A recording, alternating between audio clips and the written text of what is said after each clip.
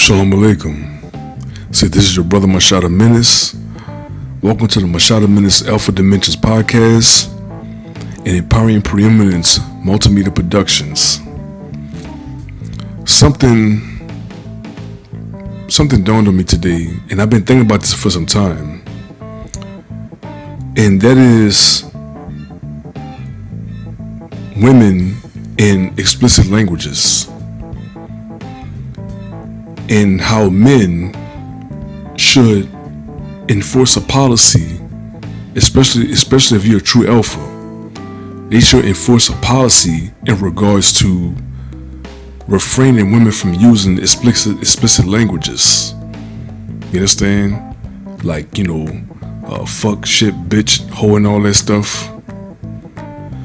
And why do I say that? How many times you heard somebody say, fuck you, those fighting words. Bitch ass nigga, those are fighting words. Faggot ass nigga, punk ass nigga, those are fighting words. Because when you use words like that provoke war. Words like that provoke war. And women like that, they provoke war. You understand? Any woman that cusses is not worthy of a high value alpha man. That is a fucking fact. Truth. Women were not built to use words like that. We were. Because when you use words like that, you better be ready for war. When you're using words like that, you better be ready for war. Whether you're talking about the guest of the house, when you're talking about the host of the house, the guest of the house, or somebody else, you are speaking in a war tonation. That is a masculine, energetic, inclinating spirit.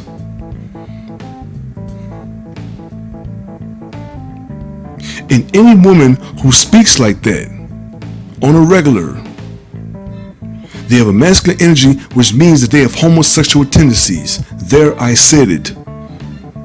Too many brothers is scared to call these women out.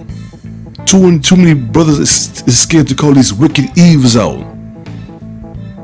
You understand? Because he's scared that they might get caught all kinds of ad hominem attacks or non-sequitur attacks. You must be a faggot, or you bitch me and shit like that. They scared of that. Or you a sissy for saying stuff like that. So you don't want a strong black woman. That's not strength, that's weakness. A woman's strength is her absolute hyperfemininity. You understand? A real woman does not cuss. Just like you wouldn't advise your children to cuss in front of you until they get to a certain age, right?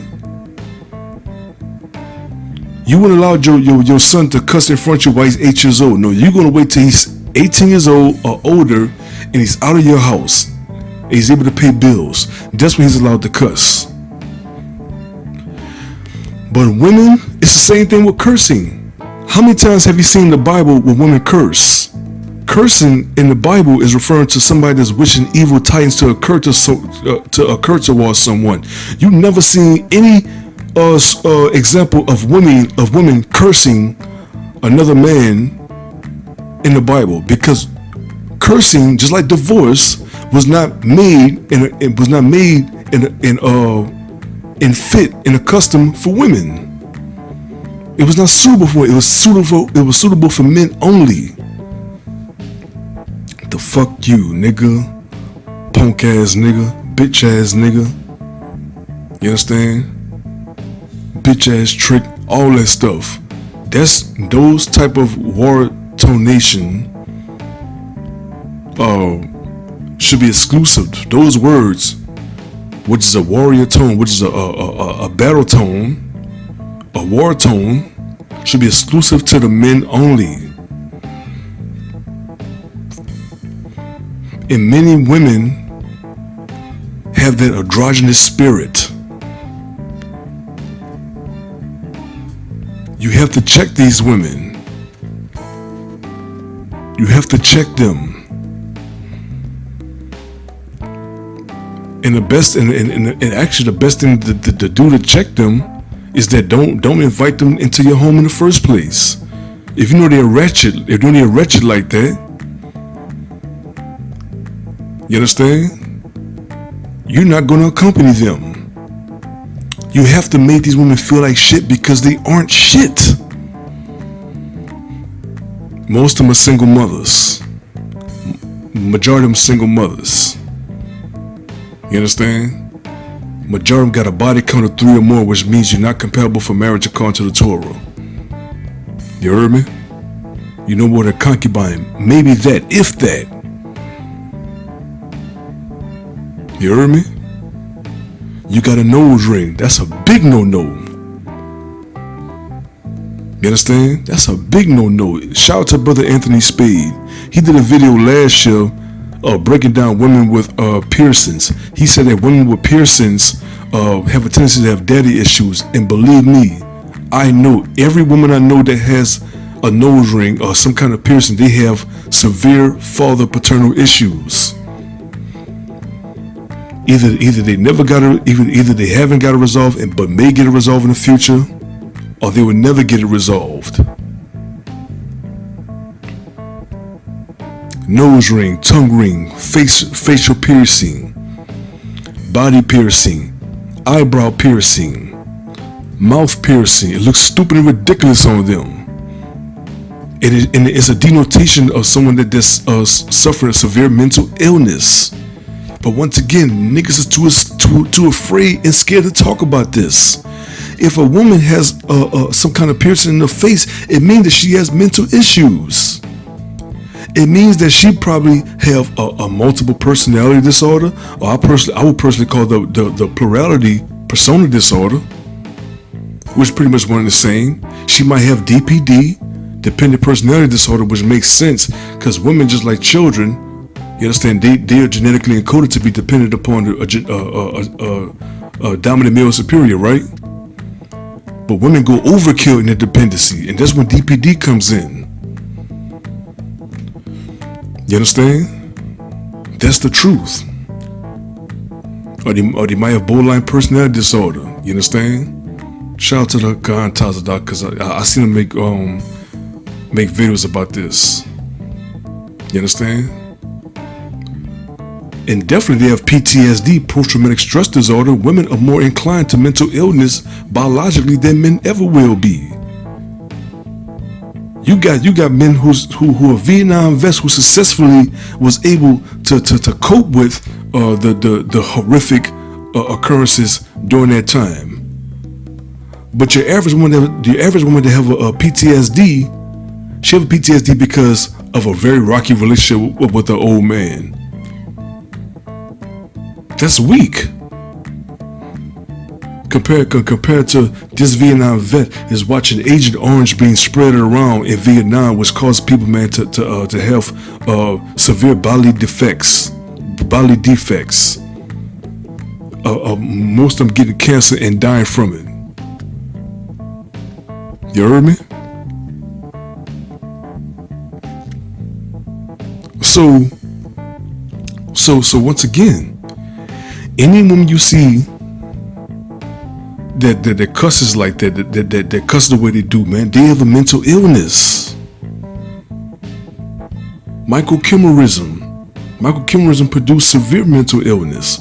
Cause now you got buku genetic male genetic DNA marker imprinted inside them. You understand? That's serious. That is serious. You heard me? Be very, very careful on the women that you accompany. This is the reset era, fellas. And as I said in my previous segments in my podcast, I did a segment talking about, the 1980s and 1990s was great. Was two great decades for pop culture, entertainment, hip hop and stuff like that. The 2020 is going to be a great decade for starters for the uprising black alpha male. You understand? This is the reset era. This is the era that the serious deprogramming starts. You understand? But we have to be willing to take the risk. You understand? The risk factor may be very high. You understand? But it could be. But you can be on the receiving end of greater rewards if you just participate. Stop being scared of these broads. They supposed to be scared of us. We the one that was created in the image of the Most High. We the one that was created in the image of immortality and eternity, according to Wisdom of Solomon chapter 2 verse 23. We should be feared by them, not the other way around. We're supposed to be. It's mandated. It's genetically encoded for women to fear the man.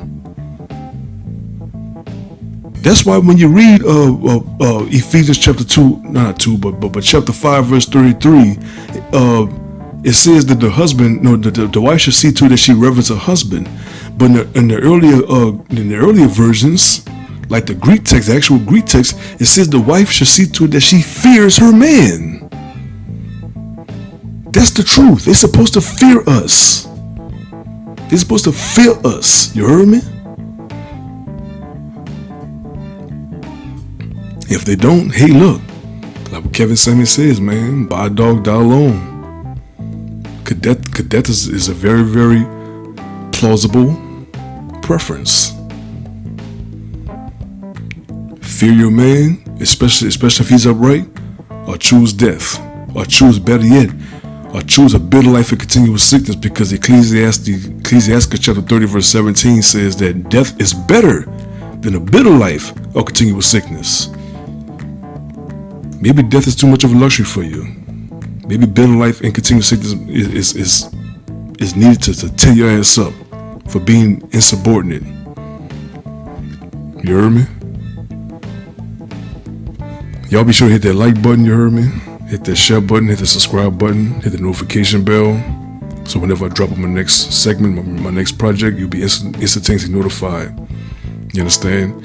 And we'll give our praise to the Most High Yahweh, the Father of Yahweh Shai, Yeshua, pre and post incarnate in the flesh, and the Father Abraham, Father Isaac, and Father Jacob. I conclude this segment by saying this: be a majestic transcendental alpha, not a pathetic detrimental beta. One more time: be a majestic transcendental alpha, not a pathetic detrimental beta. And for that, I'm out, y'all. Shalom. Peace.